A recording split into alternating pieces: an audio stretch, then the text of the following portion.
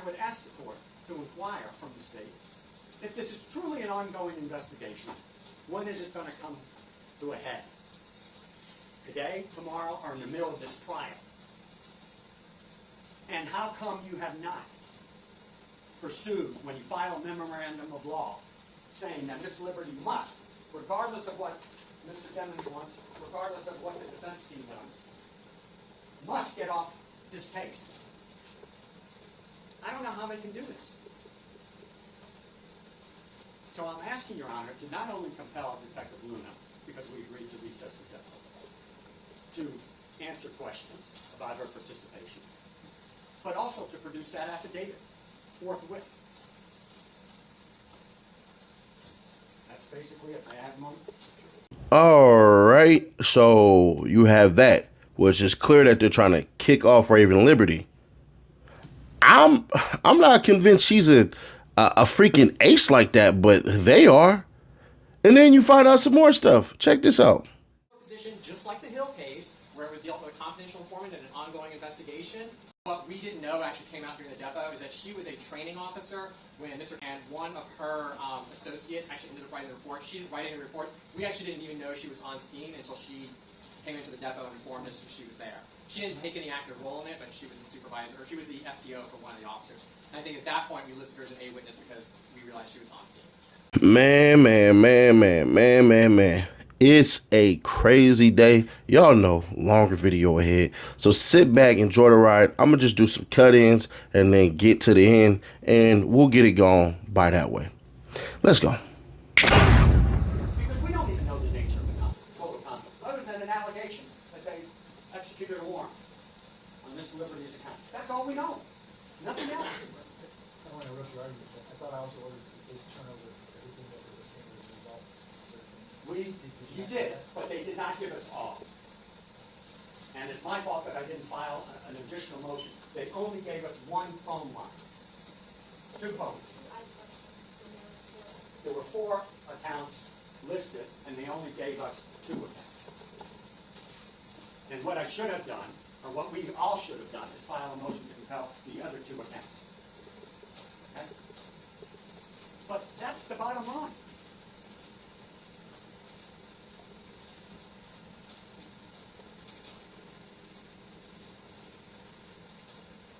And I don't know how we can properly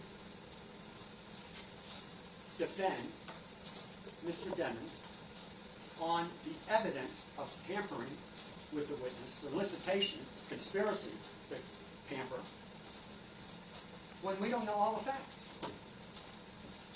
So I would ask the court to inquire from the state, if this is truly an ongoing investigation, when is it going to come to a head? Today, tomorrow, or in the middle of this trial? And how come you have not pursued, when you file a memorandum of law, saying that Ms. Liberty must, regardless of what Mr. Demmons wants, regardless of what the defense team wants, must get off this case? Now, if people don't know, what's alleged is that actually Raven Liberty, one of YNW Melly's lawyers, is being accused with no proof yet. Mind you, this has been going on for a year and a half. She's been accused of conspiring with YNW Melly and YNW Borland for witness tampering and all of this stuff, but she's not been arrested. She's not been arraigned. They're just basically trying to get her off of the case. Why that is? Y'all already know, man. I don't care how it look. And some people will say, oh, you know, you're pro-defense and all that crap. No, man, if we're going to apply law, there's a reason, way, and a how that law is supposed to be done, right or wrong. So you can't be the good guys acting like the bad guys. There's nothing that has happened. So you have that lingering within the doggone atmosphere where the state has hacked into her Apple ID, Apple Library unknowingly. So imagine their surprise when they find out that, hey, man, somebody hacked into your Apple account and it just so happens to be the freaking state. Oh, wow, the state was the ones who hacked into my Apple account? Yes, they did. Oh, what did they find? We can't tell you. All right. So, state, you guys hacked into my stuff a year ago? What's the deal? Oh, man, look, we're still looking into it. Well, we need to know what the heck y'all looking at because y'all ain't filed no charges and y'all ain't did anything like that. Nobody's been arrested. You guys are basically trying to get her booted off. So that's what that argument was about. Let's continue on. I don't know how they can do this. So I'm asking Your Honor to not only compel Detective Luna, because we agreed to recess the depo, to answer questions about her participation, but also to produce that affidavit forthwith. That's basically it. I have a moment.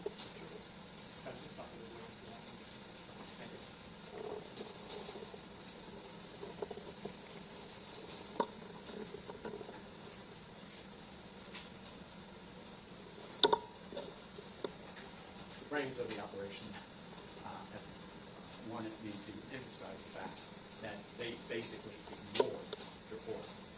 That's the bottom line. They totally ignored Your Honor's order when you gave them every opportunity to appeal. Thank you. Starting with, first thing I want to start with is, this has been an ongoing problem. I thought I had previously explained this to the court and counsel, but I will do it again. The 23 case, the tampering case with which Mr. Demens and his co-defendants are charged with, has nothing to do with the Apple iCloud investigation. I believe we even said in court that anything that came out as a result of that iCloud investigation would not be used in his homicide trial. I think we made that very clear to the court. They're completely separate entities. So the fact that they're imputing what's happening in the 23 case and we intend to use that in trial and we filed a motion, that remains true. But that investigation has nothing to do with this. This is actually a separate investigation stemming out of a separate incident. Now, having said that, I do respect the court's order, but as I outlined in my motion, the court twice previously has refused to turn over the affidavit, meaning the court has refused to let the defendant and his counsel know the nature of the investigation. I stand before this court today. It is still an open investigation, which is why I filed the motion for in-camera hearing. Because the court also pointed out last time when we were here that you had not taken any testimony, and so the only decision that you could make, that whether it was an open investigation or closed, was the fact that only time had passed. I included in my motion the fact that there is case law that states that there is no time limitation on how long an investigation can take.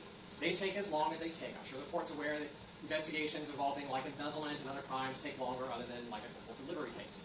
And so this remains an ongoing investigation, and we're prepared today to allow the court to basically look through that window to see what is going on with this investigation and conduct that in-camera review pursuant to 3.220. But again, I still take that same position I've taken before, which is outlined in my motion, that they have brought forth no new facts, no new issues, whereas the court has previously denied this issue, denied them the affidavit, denied them knowing what is going on with this open investigation. And so they bring nothing forward to the court today, so really the order of the court stands, which is they're not entitled to it. We again are prepared to take that next step, conduct the in-camera review, so the court can have an insight into the nature and the state of this investigation and where it's at. As for the memorandum of law, the court's already ruled on that. That's why we didn't seek a hearing. The memorandum was simply supplemental, citing case laws as well as Florida bar rules that dictate what should be occurring in these situations. We didn't feel that a hearing or an in-camera review to make that determination was necessary, but again, the court already ruled on it, and we simply provided the court with a memorandum of law. So at this point, they provided nothing new to establish why they need to know the nature of this investigation and where it is and what's ongoing with it. I understand everybody's frustration that it's taking a long time, but the rule, the case law allows for that. So where they are now is they have access to the warrant. We're in a similar position, just like the Hill case, where we dealt with a confidential informant in an ongoing investigation, and the court, even without conducting an in-camera hearing, said, because this doesn't deal with anything related to the affidavit, there's no need to conduct it. He's charged with something separate. Mr. Demens is charged with something separate. And so candidly, there's no point in renewing an in-camera hearing. It just needs to be denied outright. But we're still prepared to do that in-camera hearing so the court has the insight and can understand the state's position and why we have been at this point during the previous court hearings.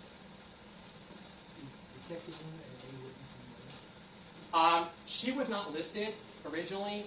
What we didn't know actually came out during the depo is that she was a training officer when Mr. Henry brought the bodies to the hospital, and one of her associates actually ended up writing the report. She didn't write any reports. We actually didn't even know she was on scene until she came into the depot and informed us that she was there. She didn't take any active role in it, but she was the supervisor, or she was the FTO for one of the officers. And I think at that point we listed her as an A witness because we realized she was on scene. Oh, sorry. He's actively trying to tell the court, oh, bro, hey, look, man, we actually are not even investigating her for witness tampering, though that's what it absolutely seemed like. So now they're skating around and saying, well, she's actually being investigated for something else. And the judge's like, bro, I don't even know really what's going on. So they're basically saying, we'll do this with the judge and show them this and show them that, because they're trying to keep YNW Melly's lawyer out of the loop. But we'll see how that goes. I mean, as Ms. Collins is pointing out, the fact that she doesn't have anything material in terms of a homicide case, we theoretically could change her back to a witness. If we're having this hearing, she's an A witness in the murder. Yes. Next one, she's an A witness in the cameron. In the 23 case, no. No. She is? Well, hold on. State. You're the one that lists who your witnesses are, so is she a witness in the 23 case? Not, no, Your Honor. She's not. She's only a witness in the murder case because, as I explained to the court, we didn't realize that she was on scene. Apparently she was listed as an A in both, but we're going to remove her from the 23 case. I'm reading here right now, she's an A witness. She is, that appears to be listed in error. She had nothing to do with the 23 case. She was defiant of the search warrant. That search warrant has nothing to do with the 23 case. Didn't you turn over, hold on, one voice at a time. Didn't you turn over a state? I ordered you to turn over. I'm sorry, Judge. She's not listed in the 23 case. Not. Did you turn over everything you got from the search warrant? Yes, Your Honor. We turned over everything. There was not a lie. We turned Whatever you everything got, over. you turned it over. Yes. But she's an A witness in the 191872 CFMA, right? Yes. Well, Yeah. Okay. Anything else? I'll give you the last word. I quit while you're ahead. I'm quitting based Okay. on that. What? Okay, so, listen, I understand the parameters of both arguments, okay? I have no control over law enforcement's continuing investigation. That's not even my purview. What my purview is the heightened due process is required in the first degree murder judgment, right? This witness, Detective Kaluna, OUNA, is listed as an A witness. It doesn't matter to me what's going to happen if the state changes their mind because they don't like the result of the hearing, but she's like any other A witness. She has no right to refuse to answer any question. As to an open investigation, she does. That's the state's position. She can discuss, well, then I would ask the court to conduct a in-camera hearing. I don't have to.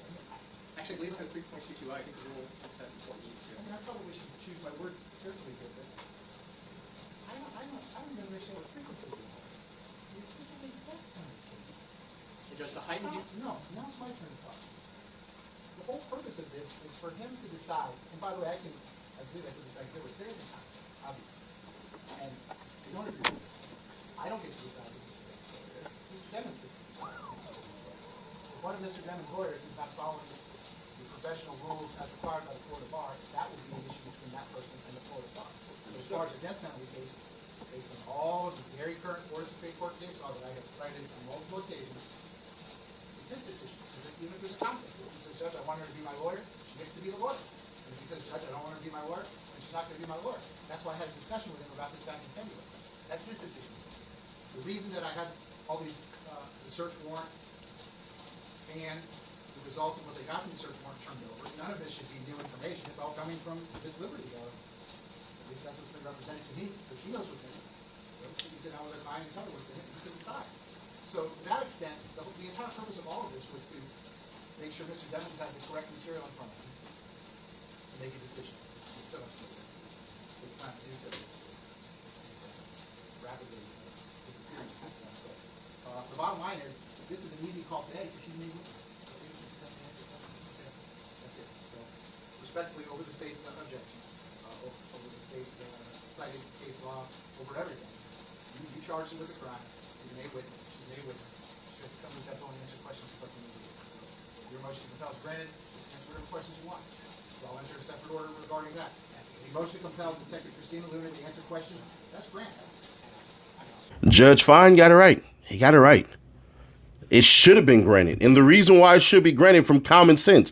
You can't tell me I have a freaking decision to make while my life is on the line. They are seeking the death penalty on YNW Melly, which means he loses this, it's out of here. So if y'all gonna run an investigation on my freaking lawyer, I need to be able to have my counsel question this and question that so that I can make an informed decision whether to go on. Because the judge knows, hell, if he gets one thing wrong, that's appeal right there. And potentially getting the case thrown out on a technicality. The judge can't allow that.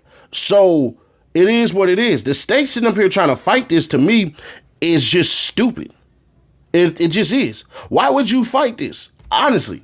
What do you think your cop is going to say? What do you think people are going to say? Do you think they're going to, boom, drop that all of this stuff is fake? If that's the case, then y'all not supposed to be doing this. The way that it's supposed to go is no matter what is said, no matter how it's said, we're supposed to get the actual factuals.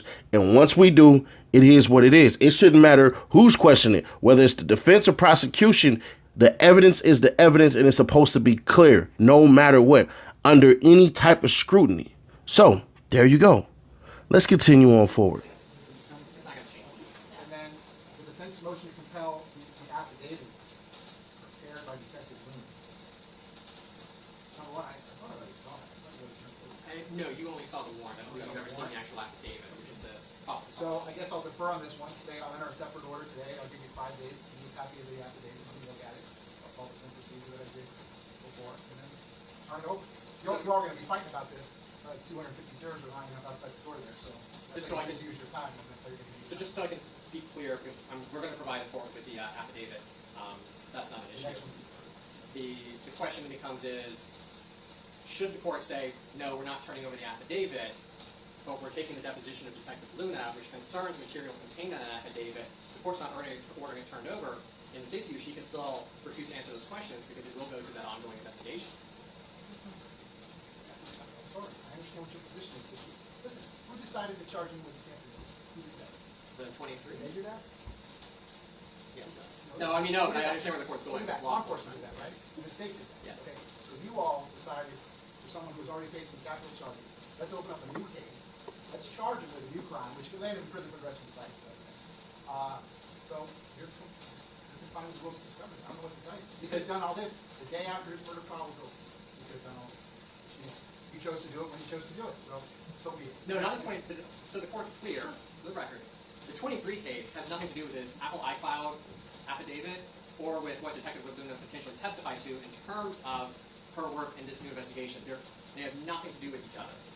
Sir, if a law enforcement officer hypothetically showed up at my door asking to service a search warrant on anything that belongs to any lawyer who's currently litigating the death penalty case, I would decline that request and probably ask them to leave the court. Okay, so that's just my view.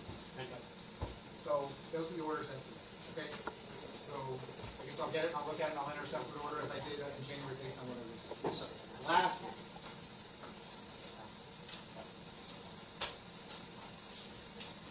I have the state's motion to reconsider or order moving forward with trial on September the 10th. This trial date remains set on September the 10th. I did that last July 8th, 2024, although there's no motion to continue filed. I did read the motion. I guess I'll treat this as a motion to continue. I did read the authority cited therein. I did read again, Florida Statute 924-071. Additional grounds for appeal by state, time for taking and the stay of cause.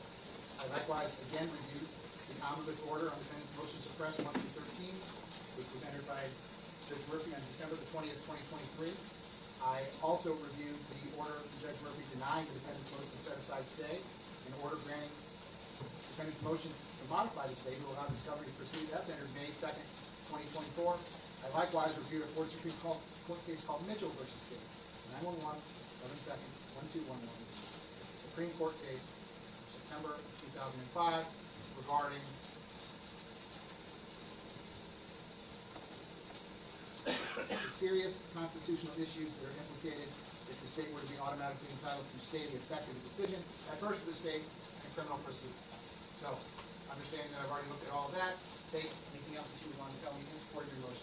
No, Judge. My motion basically covers the previous court's orders, the statute, case law in terms of how this case is stayed. Okay. Defense. You all want the case to be stayed?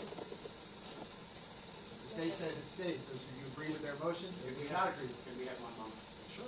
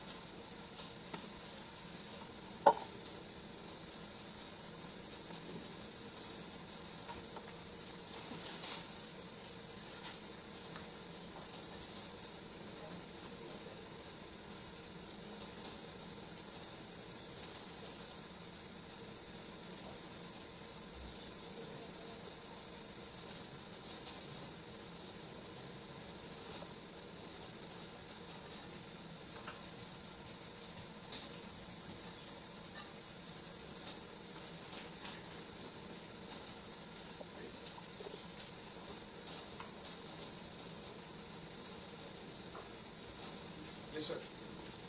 Against our advice, our client wants to proceed. You object to it. Your request for me to determine if it's automatic stay. Based upon what our client has instructed us, yes, sir. Ellie's team like, nah, let's push this back, let's push this back, let's push this back, let's push this back. I think Cohen or Sadal, I think it's Cohen though. I think it's Cohen was going to be Melly's lawyer at first. He basically was like, bruh, we had him on the ropes. We should have went to trial early. We would have beat this stuff, bro. Like the cards are in our favor.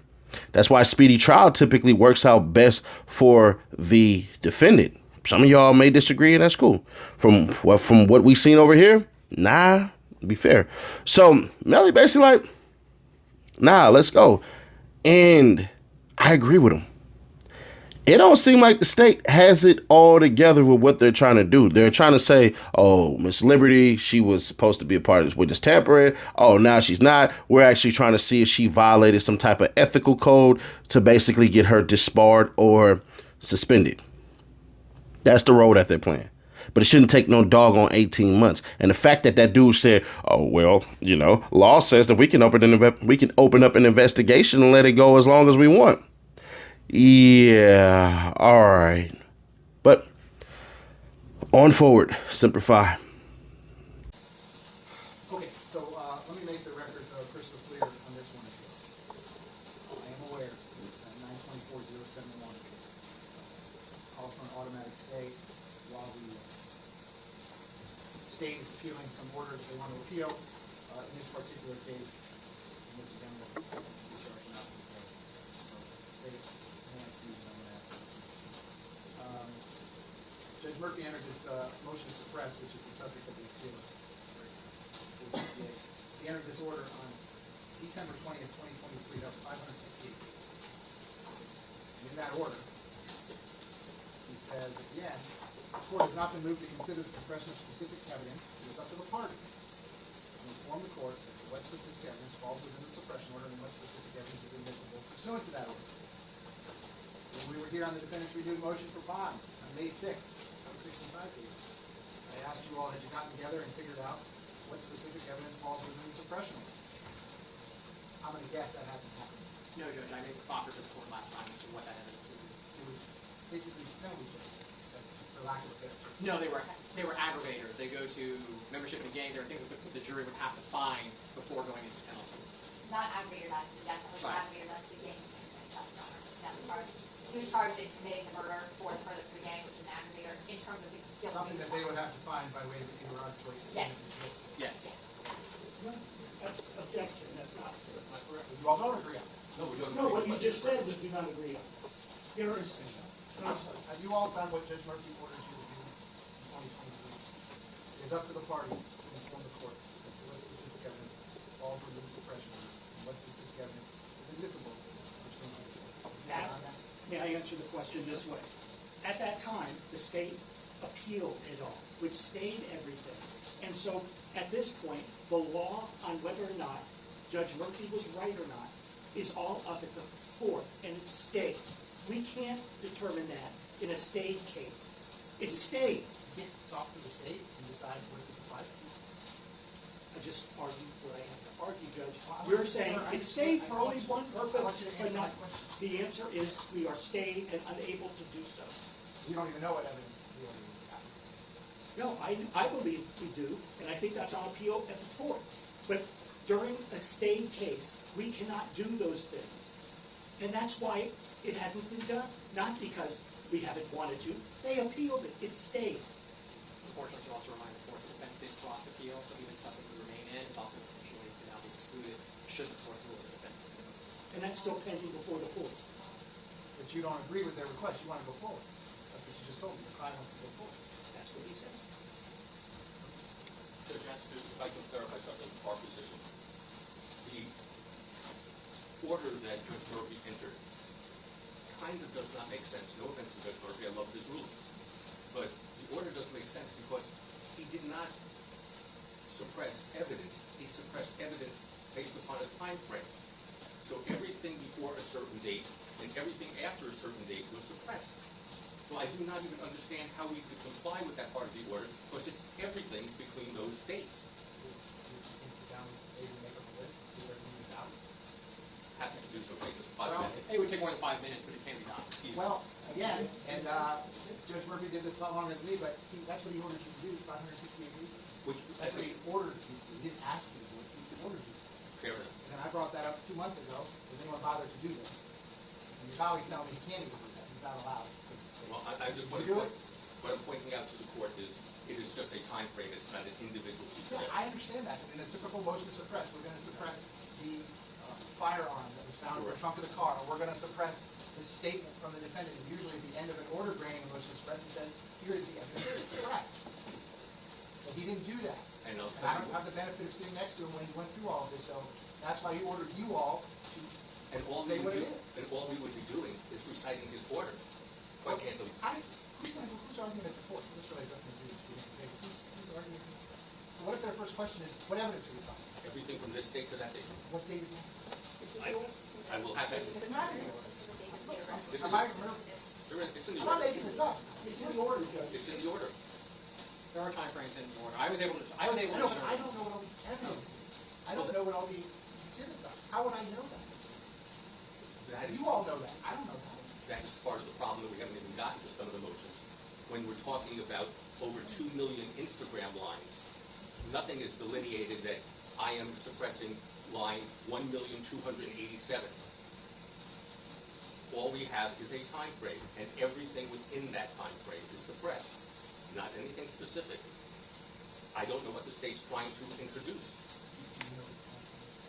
Here are the dates. I have a general idea of what the messages are. I can theoretically sit down with the device, each return. I can plug in the dates, and it'll be like, okay, it's these 8 messages, it's these 6 messages, it's this Instagram account. That's the only thing that was suppressed. Essentially, yes. There's messages from Snapchat, from Instagram, from other accounts, is some other stuff I'm trying to recall. Judge, I have a pending motion that's been pending now for well over a year, probably over 2 years now, when we're approaching that. And that is for the state to delineate what they are intending on using, because if they have 2 million lines of Instagram messages, we can't be prepared for that. Are they introducing all 2 million? Are they introducing just some? And Ms. Buckaloo has said to me on numerous occasions, let's not hear that motion, we're not ready for it yet, because we don't know exactly what we're trying to introduce. So we have not had that heard. So I do not know what specific line the state wants to introduce that would be suppressed by that order, because they have not told us. So all I'm left with is that sole period of time. I have nothing else I can say. I can say every Instagram from such and such a date to this date, because I do not know what they're intending on using. Okay, so in Judge Murphy's order that denied the defense motion set aside, quoted numerous Florida cases. Quote as follows: although a trial court may vacate an automatic stay during the pendency of an appeal, it may do so only under the most compelling circumstances. The party moving to vacate an automatic stay must demonstrate that the equities are overwhelmingly tilted against maintaining the stay. In determining whether to vacate an automatic stay, the trial court must consider the government's likelihood of success on appeal and the likelihood of irreparable harm if the automatic stay is reinstated. I'm also going to quote Mitchell, which Jimmy Rice did. That's from the Florida Supreme Court.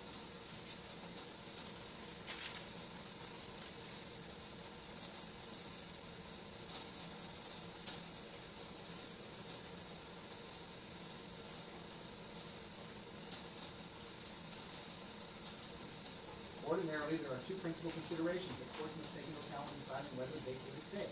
The likelihood of irreparable harm if the stay is not granted, and the likelihood of success on the merits by the entity seeking to maintain the stay. That's the state. These stays are subject to the discretion of the trial court to dissolve or modify based upon the important interests of the parties and the particular circumstances of each case. Lastly, and I think I'm repeating myself in the hearing today, they recognize the special exemption in criminal cases. This exemption is directly related to the serious constitutional issues that would be implicated if the state were to be automatically entitled to stay the effective decision adverse to the state in criminal proceedings. So, I'm only supposed to vacate these stories, which case law says I have the authority to do under the most compelling of circumstances. I do find this case to be under the most compelling of circumstances. Mr. Chairman, as I sit here today, I've been in custody for 2,339. A special set his case for trial on September the 10th. I did that back on July 8th, 2024. Over a year, 267 days. This division that I took over from Judge Murphy FT trial division was created specifically for the purpose of trying long jury trials for people that were in custody for a long period of time to prevent exactly what has happened to Mr. Demings from happening. Besides Mr. Demings' cases, which I've removed, this division currently has 38 other cases, special set for trial. 22 of those are murder cases.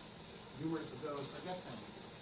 And right now, this division has trial special set for December 2026. Which means any new trial dates I give out will be starting in 2026. I have reserved the entire balance of September and the entire month of October to try Mr. Demings' case, Mr. Henry's case.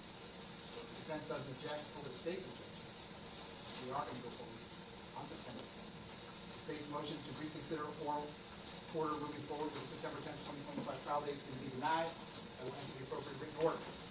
Next, I'm starting a capital case tomorrow.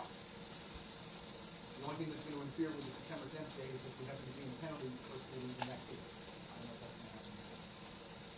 But what I can tell both parties, and you all can write these dates down, I'm going to give you every available day, every available minute that I have between now and September the 10th. Do whatever it is you decide to take. On Monday, August the 18th, I have from 9 o'clock to 12:30 and from 1:45 to 5 o'clock. That's the entire day. It'll be normal 12:30 to 1:45. On Tuesday, August the 19th, I have from 9 o'clock in the morning till 12 noon. What was the hours of the 8th? I'm sorry. 9 o'clock to 12:30 and 1:45 to 5 o'clock. The next day, which is Tuesday, August 19th, I have 9 o'clock to 12 noon. Again, the only thing that would interfere with those is if I happen to be in a penalty proceeding in the trial that's starting. I then have September the 5th from 9 o'clock to 12:30 and 1:45 to 5 o'clock the entire day. Tuesday, September the 9th, from 9 o'clock to 12:30.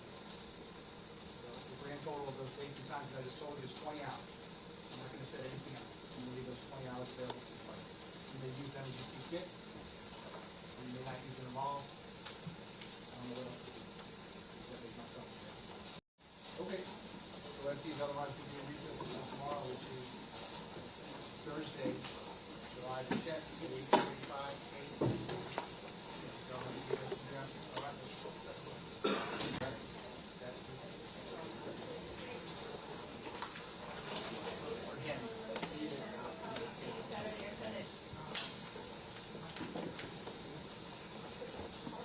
So the judge basically starts pointing to August, where they can start filing certain motions and come in and do all these things and everything. And for the most part, they continue on the rest of the day with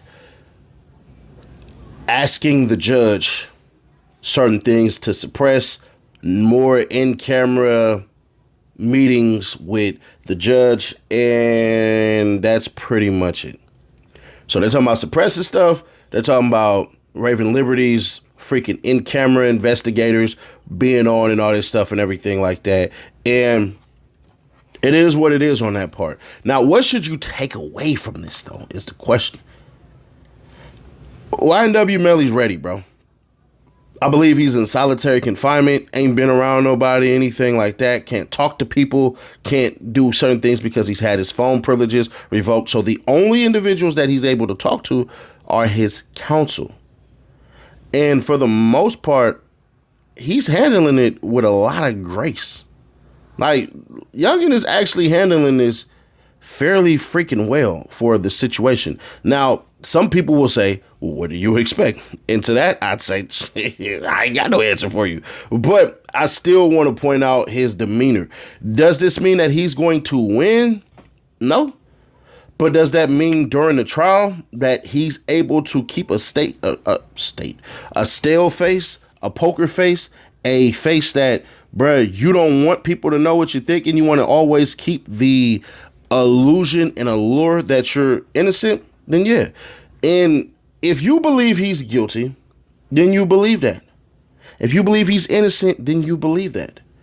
What we should be ready to expect is essentially this. The second go around doesn't benefit the defendant statistically. But based on what we know and who else is going to be involved, that could shake the case in Melly's side. Because if Melly's ex-girlfriend or girl that he liked, if she comes out and she says, this didn't happen and this didn't happen and I never noticed this, then they're going to question why the hell she was there anyways. Now, they may boot out the mother and everything, and she may have another tone. That's the person that everybody should be worried about, because she sent those messages to Borland essentially saying, yo, leave my daughter alone. I'll do this and I'll do that. Like a mother / a parent, a father would do the same, should do. So in that instance, I overstand it, but it's like, God, dog. Because when she took the stand, she basically, I don't want to say she chose a side, but she definitely made it seem like she was pressured into saying what the prosecution wanted her to say. And every freaking person that gets on there that does not want to be on there, they should basically plead the fifth or try to get qualified immunity. Why do you want qualified immunity? Because if you just so happen to tell a truth that's not the truth in particular, then that just is what it is. But y'all let me know your thoughts on this one, man. If we can we get this one up to god dang 5K likes? If not, then shit, at least we tried, right? But hey, all the rest of the stuff, the court documents and everything like that, that'll be on the Seti Nash Reloaded channel. So go and check that out, man. But get caught up, man. Diddy's Judge Arum Subramanian just dropped a crazy legal document that says whoever got the best argument, y'all get to determine his fate. Check it out right here.